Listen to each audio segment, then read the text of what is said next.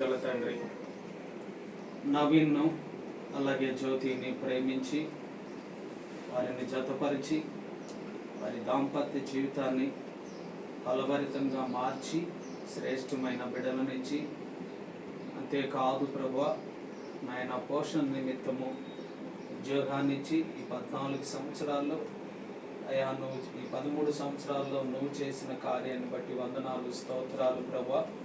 అందుకు కృతజ్ఞతగా నాయనా మరి నువ్వున్నావు, దీవించావు. ఇక రాబో సంవత్సరాలు కూడా నువ్వు అధికములు చేసి ఆయురారోగ్యాలను ఇచ్చి అయ్యా మరి ఇచ్చిన బిడ్డలు కూడా నాయన బిడ్డలు కూడా ఎదుగుతుండగా బుద్ధి అందు, బలమై అందు, జ్ఞానం అందు నీ దయలో, తల్లిదండ్రుల దయలో, పెద్దల దయలో బిడ్డలు ఎదిగేటట్లు, అలాగే తండ్రి చదివే చదువుల్లో కూడా మంచి జ్ఞానం కలిగి బైబిల్లోని మాటలు, పాటలు, ప్రార్థన కలిగి ఆయన వాళ్ళు జీవించినట్లు, అలాగే భార్య భర్తలు ఇద్దరు ఒకరి ఎడల ఒకరు ప్రేమ కలిగి హత్తుకొని ఇంకా ఫలించేటట్లుగా మీరు ఆశీర్వదించమని, ఇలాంటి వెడ్డింగ్ యానివర్సరీలు మరెన్నో జరుపుకొంచు ముందుకు వెళుతుండగా పర్వతములు తొలగిన, మెట్టలు దద్దరిల్లిన నీ కృప ఎన్నడూ వీడిపోక అయా కేకు లాంటి మధురమైనటువంటి వారి దాంపత్య జీవితం నీ వాక్యము ద్వారా చెప్పిన విధముగా ఆనంద ప్రవాహములోని నీ మందిరములో వాడు నీ వాక్యము ద్వారా సమృద్ధితో నాయన నింపబడినట్లుగా ఆశీర్వదించి దీవించు.